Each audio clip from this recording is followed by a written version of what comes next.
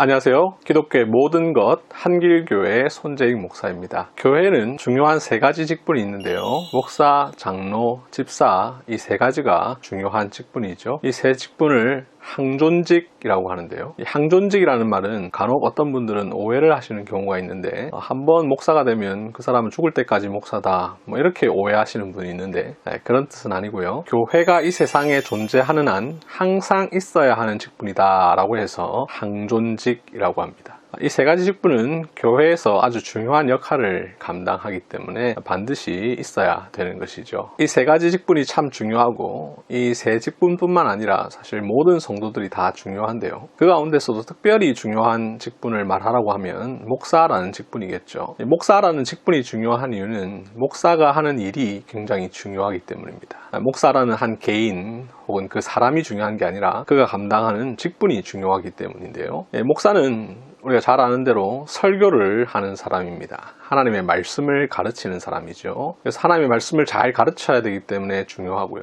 그뿐만 아니라 목사는 예배를 인도하고 세례를 베풀고 성찬을 집례하며 교회의 치리, 교회의 정치라고 하는데 이렇게 여러 가지 직분을 감당하기 때문에 매우 중요한 직분이라고 할 수가 있죠. 이렇게 막중한 직무가 있기 때문에 목사는 다른 직분과 달리 그 직분자가 되기 위해서 거쳐야 할 과정이 굉장히 길고 까다롭죠. 장로나 집사는 신학대학원을 다녀야 된다든지 하는 그런 과정이 필요 없지만 목사는 그 과정을 비롯해서 여러 가지 복잡한 절차들이 있습니다. 오늘날 목사에 대한 부정적인 인식 때문에 목사가 되는 것은 굉장히 쉽다. 그냥 누구나 목사 되고 싶으면 다 될 수 있다. 이렇게 오해하고 계시는 분들이 종종 있는데요. 실제로 그렇게 하는 경우는 많지 않습니다. 그렇다면 목사는 어떻게 만들어지는가? 이것을 오늘 이 영상을 통해서 말씀드리려고 하는데요. 각 교파마다 침례교, 장로교, 성결교, 순복음 이런 여러 교파들이 있는데 이 교파마다 목사가 되는 절차들이 조금은 다를 수 있습니다만 아마 거의 비슷하지 않겠나 싶은데요. 저는 장로교회의 목사이기 때문에 장로교회를 중심으로 목사가 어떻게 되는지에 대해서 말씀을 드리도록 하겠습니다.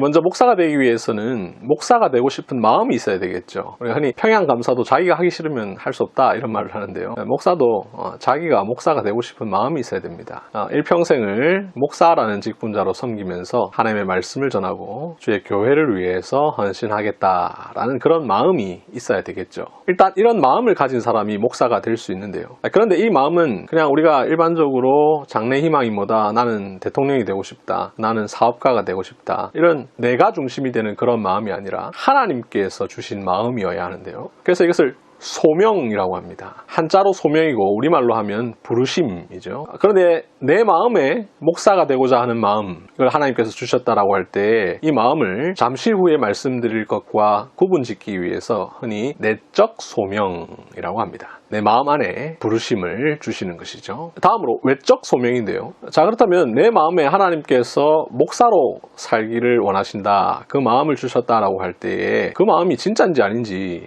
어떻게 알겠습니까? 자신이 착각할 수도 있고요. 또 자기가 개인적으로 되고 싶은 마음이 너무 강하다 보니까 그 마음 때문에 마치 하나님께서 자기를 목사로 부르셨다라고 생각할 수도 있는데요. 그래서 그 마음이 정말로 하나님께서 주신 마음인가를 분명하게 확인하는 과정이 필요한데 이것을 외적 소명이라고 합니다. 정말로 하나님께서 부르셨는지 그 마음이 그냥 자기가 착각하고 있는 것은 아닌지를 확인하는 과정이라고 할 수 있겠죠. 목사가 되는 과정에 있어서 가장 길고 복잡하고 여러 번 거치게 되는 과정이 바로 이 외적 소명을 확인하는 과정인데요. 먼저 목사가 되기 위해서 신학대학원을 가야 되죠. 신학대학원 혹은 신학교라고 하는데요. 그런데 이 학교는 일반 학교와 달리 내가 가고 싶다고 해서 갈 수 있는 학교가 아닙니다. 나 신학대학원 가야지 그냥 입학원서 써서 누구나 갈 수 있는 것이 아니라 반드시 교회의 추천을 받게 되어 있습니다. 이 교회의 추천을 받는 과정이 바로 외적 소명을 확인하는 첫 번째 단계인데요. 신학대학원에 입학하고자 하는 사람은 자기가 소속되어 있는 교회의 당회나 혹은 공동의회를 통해서 추천을 받아야 됩니다. 이 사람은 신학대학원에 가기에 적합한 사람입니다. 이 사실을 우리가 그동안 우리 교회에서 지켜보면서 충분히 살펴보았습니다. 이런 이런 추천을 해주는 것이죠. 그 추천에 근거해서 신학대학원에 입학을 할 수가 있습니다. 그런데 각 교회의 추천뿐만 아니라 장로교회는 교회가 있고 또 그 위에 노회가 있는데 최종적으로는 노회의 추천을 받아야 됩니다. 그래서 자기가 소속되어 있는 당회와 공동의회로부터 추천받은 뒤에 노회의 추천을 받게 되는데요. 노회는 면접을 통해서 이 사람이 과연 신학대학원에 입학할 만한 사람인가를 확인하는 과정을 거치게 됩니다. 그런데 이때 한국 교회의 경우에는 사실 한국 사회의 인정 문화 때문에 이 과정이 조금은 쉽게 이루어지는 경우가 있습니다. 사실 오랫동안 한 교회에서 자란 사람이 자기가 신학대학원 가겠다고 하는데 넌 안 돼! 이렇게 매몰차게 말하기가 참 어렵지 않습니까? 그래서 아주 큰 결격 사유가 없는 이상 되게 추천을 하는 경우가 많이 있는데 사실 이 부분에 있어서 잘 검증하는 과정이 필요한데요. 아무튼 이렇게 하고 나면 신학대학원에 입시를 치를 수 있는 자격이 부여됩니다. 신학대학원도 학교이기 때문에 추천받았다고 해서 누구나 입학할 수 있는 것은 아니고요. 그 사람이 신학대학원에 입학을 해서 공부를 할 수 있을 만한 사람인지를 입시를 통해서 확인합니다. 신학도 하나의 학문이고 목사는 신학만 좋다고 해서 될 수 있는 것이 아니라 기본적인 소양과 성경 지식, 또 여러 가지 학문을 할 수 있는 능력을 갖추어야만 하기 때문에 이런 과정을 거치게 되는 것이죠. 입학을 하면 3년 동안 공부를 하게 되는데요. 신학대학원은 일반 대학원과 달리 특수대학원에 해당하기 때문에 2년 과정이 아니라 3년 과정입니다. 이때 많은 과목을 배우게 되는데요.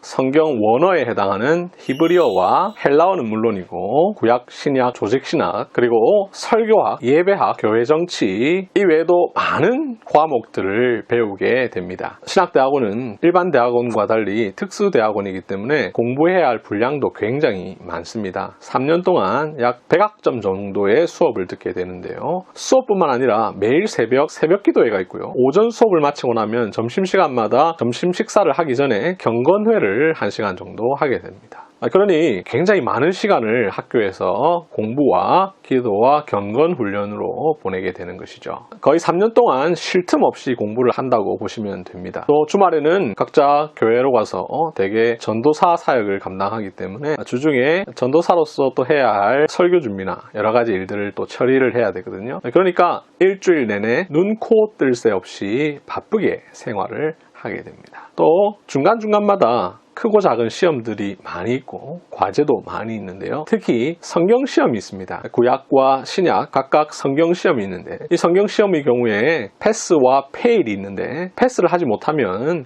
결국 졸업을 하지 못하는 경우도 있습니다. 3년이라는 시간의 공부가 다 끝나면 이제 최종적으로는 또 졸업시험을 치르게 됩니다. 졸업시험을 치러서 합격을 하면 최종적으로 졸업을 하죠. 또 졸업을 하면 이제 신학대학원에서 치르는 시험이 아니라 교단 총회, 자신이 소속되어 있는 이 총회에서 치르는 강도사고시라고 있습니다. 교단마다 이 명칭이 좀 다른데요. 강도사라고도 하고 혹은 준목사라고 하는 경우도 있는데요. 이 강도사라는 말은 도를 강론할 수 있는 사람이다 라고 해서 신학대학원 졸업하기 전까지는 공식적인 설교를 할 수가 없습니다. 그런데 이제 졸업을 하고 강도사가 되면 공식적으로 설교를 할 수 있는데 그 자격을 확인하는 시험이 강도사고시라고 합니다.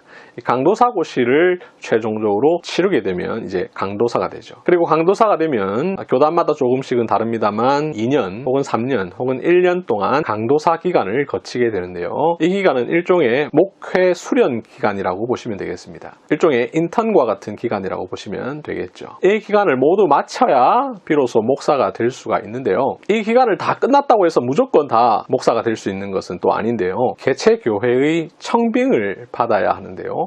청빙이란 A라는 분이 우리 교회의 목사로 섬겨주시면 좋겠다라고 부르는 것이죠. 이것 역시 외적 소명을 확인하는 절차죠. 예전에는 공동의회에서, 즉 모든 세례교인들이 모여있는 회의에서 투표를 해서 A라는 사람을 목사로 청빙을 했는데요. 요즘에는 대부분 담임 목사로 청빙을 받는 것이 아니라 부목사로 청빙을 받는 경우가 많기 때문에 공동회에서 하지 않고 당회에서 하는 경우가 많이 있습니다. 그리고 노회는 이 개교회의 청비에 근거해서 목사고시를 치르는데요. 이때 성경, 교리, 교회정치, 설교 등을 테스트하게 되고 면접한 결과 이 사람을 목사로 세워도 괜찮겠다라고 확인해주고 노회는 개교회의 청빙과 목사 고시에 근거해서 목사로 임직을 하게 됩니다. 이렇게 목사로 임직한 사람은 오늘날 대부분은 부목사로 임직을 받게 되는데 부목사로 또 사역을 하다가 나중에 어떤 교회의 청빙을 받아서 담임 목사가 되는데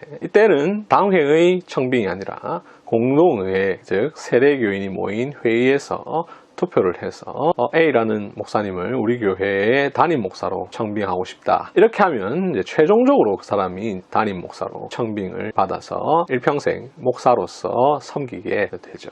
지금까지 말씀드린 것처럼 목사가 되는 과정은 굉장히 길고 까다롭고 복잡합니다. 시험만 해도 굉장히 많죠. 큰 시험만 해도 신학대학원 입학시험, 또 졸업시험, 강도사고시, 그리고 목사고시까지 이렇게 여러 번의 시험을 치루어야 하고요. 외적 소명을 확인하는 절차도 신학대학원 입학할 때, 부목사로 청빙받을 때, 담임 목사로 청빙받을 때 이렇게 여러 번의 절차를 거치게 됩니다. 신학대학원 입학 자격이 4년제 대학을 졸업한 사람이어야 한다고 볼 때에 그리고 일부 학생들은 대학 시절 신학대학에서 4년 동안 신학을 공부한다고 볼 때에 짧게는 5년, 길게는 9년이라는 시간을 보낸 뒤에 비로소 부목사로 임직하게 되고 또 부목사 기간을 제법 보낸 뒤에 담임 목사로 임직을 하여서 일평생 목사로 섬기게 되죠. 네, 지금까지 목사는 어떻게 만들어지는가에 대해서 말씀을 드렸는데요. 여기에서 한 가지 의문이 드실 수 있습니다. 이렇게 복잡한 과정과 까다로운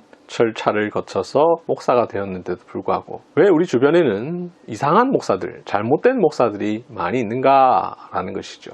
제가 그 이유를 정확하게 다 알 수는 없지만 아마도 제 생각에는 이런 과정들을 제대로 거치지 않은 목사들이 있어서 그런 것 아닌가 싶습니다. 지금까지 말씀드린 내용은 목사가 되기 위해서 누구든지 공식적으로 밟아야 하는 절차인데요. 이 세상에 조금 이상한 교회, 가짜 교회, 잘못된 교회들이 있다 보니까 이런 절차들을 제대로 지키지 않고 목사를 만드는 경우들이 종종 있다 보니 우리 주변에 이상한 목사들이 있는 것이죠. 그러나 방금 말씀드린 것이 목사가 되는 정식 과정이고 우리 주변에 있는 많은 목사들은 대부분 이런 과정을 거쳐서 목사가 되었다라는 사실을 여러분들이 아시면 좋겠습니다. 좋은 목사를 배출하기 위해서 이런 과정들을 잘 거치는 것이 중요한데요. 모든 절차들이 다 중요하지만 저는 특히 각 교회에서 어떤 사람을 신학대학원에 추천할 때 정말로 좋은 사람, 성경을 잘 알고 목사로서의 소양을 어느 정도 갖추고 있고 신학대학원에서 공부를 하면 좀 더 성장할 수 있는 사람, 그리고 신앙이 좋은 사람,